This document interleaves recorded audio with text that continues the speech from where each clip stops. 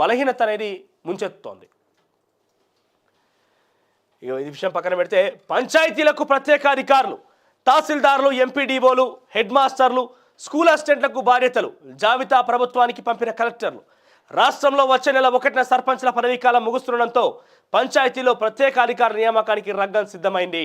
ఈ మేరకు జాబితాను కలెక్టర్లు ప్రభుత్వానికి పంపించారు. రాష్ట్రంలో మొత్తం 12,777 గ్రామ పంచాయతీలు ఉన్నందున వీటికి అవసరమైన మేరకు నియామకాలు జరగాలన్న ప్రభుత్వ సూచన మేరకు నిర్ణీత నమూనాలు కలెక్టర్లు జాబితాలతో రూపొందించారు.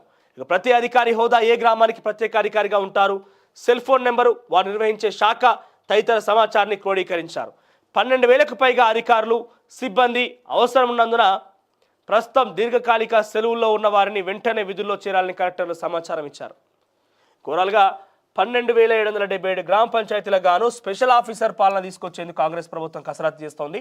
దీనిలో ఎవరయ్యా స్పెషల్ ఆఫీసర్లుగా ఉంటారంటే ఎంఆర్ఓలు, ఎంపీడీఓలు, హెడ్ మాస్టర్, ప్రభుత్వ విద్యాలయాలకు హెడ్ మాస్టర్లు, తర్వాత స్కూల్ అసిస్టెంట్లు, వీళ్ళు ప్రత్యేక అధికారులుగా ఉంటారట. ఇప్పటికే క్షేత్రస్థాయిలో పంచాయతీ కార్యదర్శులు ఉన్నారు.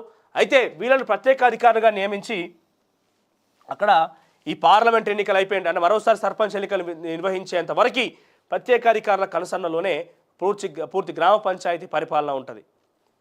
ఇక పైపెచ్చు ఇది ప్రభుత్వానికి కొంత పాజిటివ్ ఏంటంటే ఇప్పుడున్నటువంటి సర్పంచ్ మొత్తం కూడా దాదాపుగా బీఆర్ఎస్ పార్టీకి చెందిన వాళ్ళే. వాళ్ళు బిల్ల కోసం వ్యతిరేకించి ఉండొచ్చు, కానీ అఫీషియల్గా వాళ్ళు బీఆర్ఎస్ పార్టీలో మెంబర్స్. వాళ్ళు చాలా అతి తక్కువ మంది, 12,000 గ్రామ పంచాయతీలు సుమారుగా 5,000 గ్రామ పంచాయతీలు కొంతమంది రిజైన్ చేసి కాంగ్రెస్ పార్టీలో చేరి ఉంటారు. కానీ మిగిలిన వాళ్ళంతా కూడా బీఆర్ఎస్ పార్టీతో ఉన్న వాళ్ళే కదా. ఒకవేళ ప్రభుత్వం ఈ 6 గ్యారెంటీలు కానీ ఇంకేదైనా పథకాలు కానీ ప్రవేశపెడితే కనుక ఈ పథకాలన్నీ కూడా పూర్తి స్థాయిలో బీఆర్ఎస్ సర్పంచ్ల చేతి మీదుగానే వెళ్ళే అవకాశం ఉన్నది. కాబట్టి ఇక్కడ మరోసారి గ్రామ పంచాయతీ ఎన్నికలు వస్తే రిజర్వేషన్ 2018 పంచాయతీల చట్టం ప్రకారంగా ఒక రిజర్వేషన్ 2 సార్లు అమల్లో ఉంటుంది. ఉదాహరణకి ప్రస్తుతం కనుక ఒక గ్రామ పంచాయతీలో జనరల్ కనుక ఉంటే మరోసారి వచ్చేటువంటి రిజర్వేషన్ కూడా జనరల్గానే వస్తుంది. ఇక్కడ వీళ్ళు గ్రామ పంచాయతీ ఎన్నికల్లోపు వీళ్ళు కులగణన చేపడతామని హామీ ఇచ్చారు. కులగణన కోసం ఈ అధికారులు ఉపయోగించుకునే అవకాశం ఒకటి కనిపిస్తుంది. ఆ తర్వాత ఇక్కడ బీఆర్ఎస్ పార్టీని స్థానికంగా లేకుండా చేసి అక్కడ ఈ 6 గ్యారెంటీలు ఎవరు అమలు చేస్తారు? ప్రభుత్వ అధికారులు అమలు చేస్తారు. సో ఏమవుతుంది, ఇండైరెక్ట్గా ప్రభుత్వ అధికారులకి ఎవరు నివేదికలు, ఎవరు ఒక రకంగా పెత్తనం చెలాయిస్తారంటే కాంగ్రెస్ పార్టీకి సంబంధించినటువంటి స్థానికంగా ఉన్నటువంటి కార్యకర్తలు, నాయకులు, ఇంకెవరు ముందు వరుసకు వచ్చి అధికారుల దృష్టికి సమస్యలు తీసుకుపోతారు. ఇండైరెక్ట్గా ఏమవుతుంది, ఆ కాంగ్రెస్ పార్టీ నాయకులతోనో లేకుంటే ఈ కాంగ్రెస్ పార్టీ కనుసన్నలో ఈ అధికారులతోనో ఈ 6 గ్యారెంటీలు, వాళ్ళకి ఇచ్చిన పథకాలు, హామీలు మొత్తం నెరవేరుస్తుంది.